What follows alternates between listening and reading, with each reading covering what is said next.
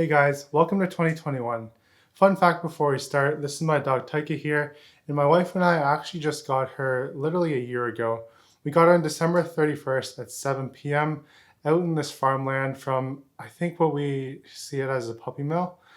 We ended up reporting them because it seemed a little bit sketchy, but we ended up saving her from, whatever happens at puppy mills. And she's been with us for a full year and is still as crazy as ever. For those of you guys who are interested in how much we bought her for, it was $400 at the time. But if you look right now, if you go on Kijiji or maybe Facebook Marketplace, they might have it there. But dogs are going for at least $1,300 to $2,000 plus. So I guess we ended up getting her at the right time before the whole pandemic and everyone buying dogs. But this video isn't about dogs or isn't about Taika. It's about my 5 investing goals for 2021. And the first goal is to build up my cash position. And the reason why I'm looking to build up my cash position for 2021 is because when I look at the markets right now, a lot of the stocks that I'm viewing, they're quite overvalued in my opinion, or they're just fairly valued. There aren't any extraordinary deals out there, and the only ways that I'm finding, quote unquote extraordinary deals is looking into smaller cap or penny stock companies. And again, it's not looking at any sort of penny stock company and just picking the first one because the price is cheap, but it's actually looking into the business, analyzing the business for its future growth, any sort of macro tailwinds, as well as what the financials look like in terms of the short-term health. So that's how I do a lot of my investing analysis on this channel. And if you want to follow along, just consider subscribing to my channel. The second goal that I have is to dabble a bit more in options trading. And for those of you guys out there who are like thinking, whoa, options trading, like this is just gambling, it's way too risky, I would have agreed with you at the beginning of 2020. However, I do focus on how to manage my risk going into these options trades, and I'm still learning a lot more about options trading, but the thing is, I'm not going to be pouring in like $100,000 into options on these like Wall Street bet like Tesla option trades. But it's more so, putting around $500 to $1,000 per options trade and seeing how it goes and creating a bullish thesis as around why I think this will actually work. And if it doesn't work, then that's also fine too, because it's a learning experience. If you guys want to see my real-time options trades, especially when I enter and exit the option trades, you can check out my Patreon group where I will be disclosing all my options trades on Questrade and give you my reasoning as to why I'm buying in or selling out. So I try to provide as much value to all my Patreon members with all my trades and not just giving you, I bought the stock at this price and that's it. But I try to give you my reasoning as to why I'm buying in, and we'll let the market dictate who's right and who's wrong.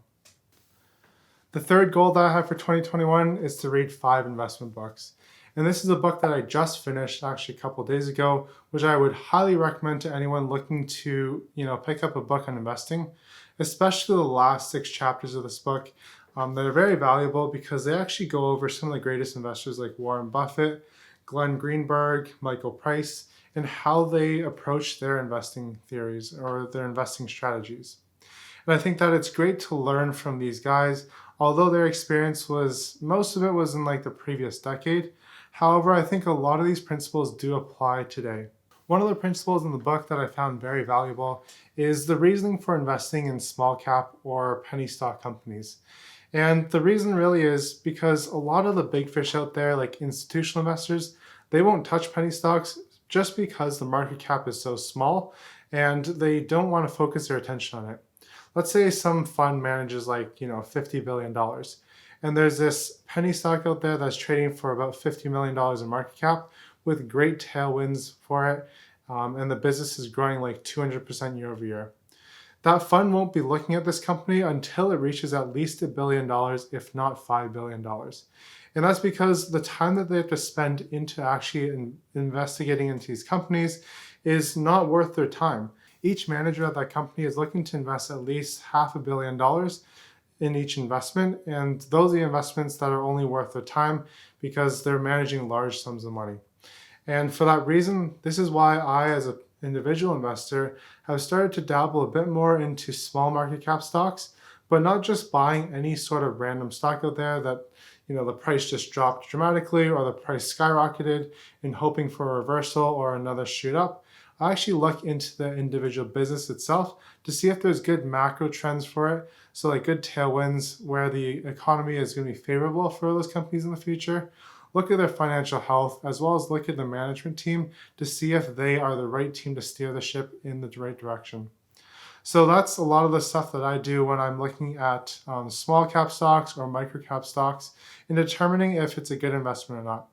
And I actually put my money where my mouth is and invest in a lot of these companies that I do believe have a long-term future.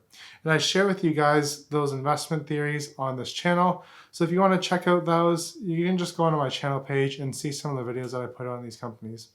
Also, if you're interested in that value investing book, I have a link down in the description down below. You can check that out. It's not too expensive, probably like $20 to $30 at most, but the amount of value that I got out of it is definitely more than $20 to $30 worth. The fourth goal that I have for 2021 is to be an expert in 2 to 3 of my companies in my Wealthsimple portfolio. And right now, I would say I'm probably an expert on one company, which is Well Health Technologies. And this company I've been following very closely, and I think that it's got a great future ahead of it. But I do want to get more in tune with 2 other companies in my portfolio and just have these 3 companies be the focus of my portfolio with the rest of the companies that I also own as sort of secondary. So this is a decision that I'll be making in 2021, which companies I really want to focus on. And I think that if I choose the right ones and become very knowledgeable, then I can understand, when the company's on a dip, is it worth buying into? Or if the fundamentals change, or how's it going to affect the actual business? And then making some projections. And this is more so for my own learning. And I'll be sharing those learnings with you guys on this channel. The last goal that I have for 2021 is to beat the market. And I think this is every investor's goal out there, is to beat the market. So this is like beating the S&P 500. So I think that, armed with a lot more knowledge that I learned in 2020, I am hoping to beat the market in 2021. So we'll have to track my progress in the Wealthsimple trade portfolio and see how it ends up going.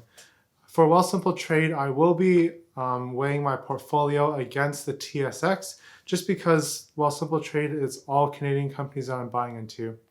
If I were to weigh it against the S&P 500, I think that's a little bit unfair because ultimately I do think the American markets are a better investment just because they have lower taxes and there's more innovation going there.